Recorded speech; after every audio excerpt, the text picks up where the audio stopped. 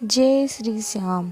आज हम सुनेंगे भगवान श्री कृष्ण के दामोदर रूप की एक अद्भुत कथा।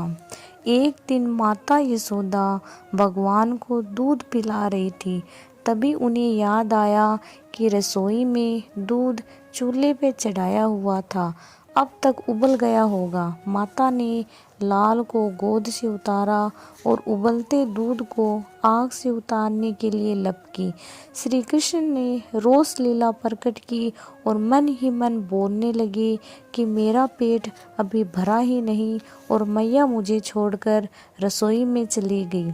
बस फिर क्या था, भगवान ने सामने दही, घी, माखन रखे हुए मिट्टी के बर्तनों को तोड़ दिया, जिससे सारे कमरे में दही बिखर गया।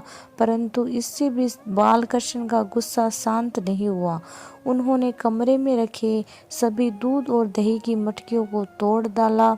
इसके बाद छिंकी पर रखे हुए मक्खन व दही के मटकों को तोड़ने के लिए एक ओंखली के ऊपर चढ़ गए। उधर यशोदा मैया जब दूध संभाल कर मुड़ी तो वह ये देखकर हैरान हो गई कि दरवाजे से दूध, दही, मक्खन बह रहा है। माता को देखकर श्री कृष्ण ओंखली से कूदकर सरपट भागे।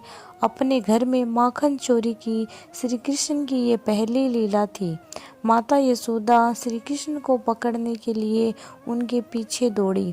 मैया ने सोचा आज कन्हैया को सबक सिखाना ही होगा, अतः छड़ी उठाई और उनके पीछे पीछे भागी।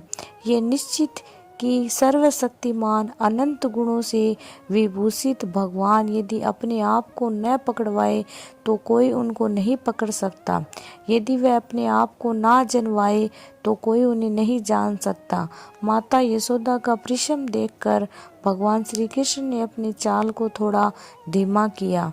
माता ने उन्हें पकड़ लिया और वापस नंद भवन में वहीं पर ले आई, जहां ऊखल पर चढ़कर भगवान बंदरों को माखन बांट रहे थे।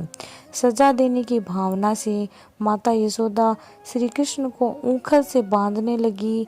जैसे ही रस्सी से बांधने लगी तो रस्सी छोटी पड़ गई। माता रस्सी पे रस्सी जोड़ती जाती, परंतु भगवान श्री कृष्ण की दिव्य चमत्कारी लीला से हर बार रस्सी 2 उंगल छोटी पड़ जाती।